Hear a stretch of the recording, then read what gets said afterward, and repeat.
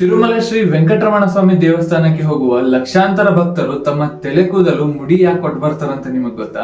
ಇದರ ಹಿಂದೆ ಒಂದು ಅದ್ಭುತವಾದ ಇತಿಹಾಸದ ಆಧ್ಯಾತ್ಮಿಕ ಕಥೆ ಇದೆ, ಬನ್ನಿ ಹೇಳ್ತೀನಿ. ಕಲಿಯುಗದಲ್ಲಿ ಸ್ವಾಮಿ ಭೂಮಿಯ ಮೇಲಿದ್ದಾಗ ದನ ಕಾಯುವ ಕುರುಬನೊಬ್ಬನ ಕೊಡಲಿಯ ಏಟು ಆಕಸ್ಮಿಕವಾಗಿ ವೆಂಕಟರಮಣ ಸ್ವಾಮಿಯ ತಲೆಗೆ ಬೀಳುತ್ತದೆ. ಆ ತೀವ್ರವಾದ ಗಾಯದಿಂದ ತಲೆಯ ಒಂದು ಭಾಗದ ಕೂದಲು ಉದುರು ಹೋಗ್ತವೆ. ಇದನ್ನು ಗಂಧರ್ವದ ಕನ್ಯೆ ನೀಲಾದೇವಿ ನೋಡಿ ಗಾಯವನ್ನು ಮತ್ತೆ ಕೂದಲಿಲ್ಲದ ಜಾಗವನ್ನು ಮರೆ ಮಾಡಲು ಅವಳು ತನ್ನ ಸ್ವಂತ ತಲೆಯ ಕೂದಲನ್ನು ಕತ್ತರಿಸಿ ಸ್ವಾಮಿಯ ತಲೆ ಮೇಲೆ ಇಡುತ್ತಾಳೆ. ಕೂದಲು ಹೆಣ್ಣಿನ ಸೌಂದರ್ಯದ ಸಂಕೇತ. ನೀಲಾದೇವಿಯ ತ್ಯಾಗ ಮತ್ತು ಭಕ್ತಿಯನ್ನು ಮೆಚ್ಚಿ ವೆಂಕಟರಮಣ ಸ್ವಾಮಿ ಒಂದು ವರ ನೀಡುತ್ತಾರೆ.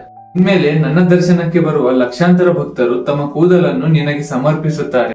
ಆ ಕೂದಲಿನ ಕಾಣಿಕೆಯನ್ನು ನಾನು ಸ್ವೀಕಾರ ಮಾಡ್ತೀನಿ ಮತ್ತು ಅವರ ಇಷ್ಟಾರ್ಥವನ್ನು ಈಡೇರಿಸುತ್ತೇನೆ ಎಂದು ಅವರಿಗೆ ಮಾತು ಕೊಡ್ತಾರೆ. ಅವಳ ಹೆಸರಿನಲ್ಲಿ ತಿರುಮಲದಲ್ಲಿರುವ 7 ಬೆಟ್ಟಗಳಲ್ಲಿ ಒಂದು ನೀಲಾದ್ರಿ ಬೆಟ್ಟ ಎಂದು ಹೆಸರಿಡಲಾಗಿದೆ. ಇನ್ನು ಆಧ್ಯಾತ್ಮಿಕವಾಗಿ ಯೋಚನೆ ಮಾಡಿದರೆ ಕೂದಲು ಮನುಷ್ಯನ ಅಹಂಕಾರ ಮತ್ತು ಸೌಂದರ್ಯದ ಸಂಕೇತ ಅಂತ ಹೇಳಿ ಭಕ್ತರು ತಮ್ಮ ತಲೆ ಕೂದಲು ಮುಂಡನ ಮಾಡಿಸುವ ಮೂಲಕ ತಮ್ಮ ಅಹಂಕಾರ ಮತ್ತು ತಮ್ಮ ಗರ್ವವನ್ನು ಸ್ವಾಮಿಯ ಪಾದಕ್ಕೆ ಅರ್ಪಿಸ್ತಾರೆ. ಇದು ಕೇವಲ ಒಂದು ಆಚರಣೆ ಅಲ್ಲ, ನಮ್ಮೊಳಗಿನ ಅಹಂಕಾರವನ್ನು ಕಳೆದು ನಿರ್ಮಲ ಮನಸ್ಸಿನಿಂದ ಭಗವಂತನನ್ನು ಕಾಣುವ ಒಂದು ಪವಿತ್ರ ಮಾರ್ಗ.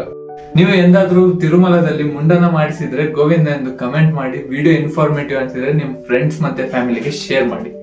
ಇದೇ ತರ ಹೆಚ್ಚಿನ ತಿರುಪತಿಯ ಪವಿತ್ರ ಇತಿಹಾಸದ ಬಗ್ಗೆ ತಿಳಿದುಕೊಳ್ಳಲು ನಮ್ಮ ಪೇಜ್ ನ ಫಾಲೋ ಮಾಡಿ.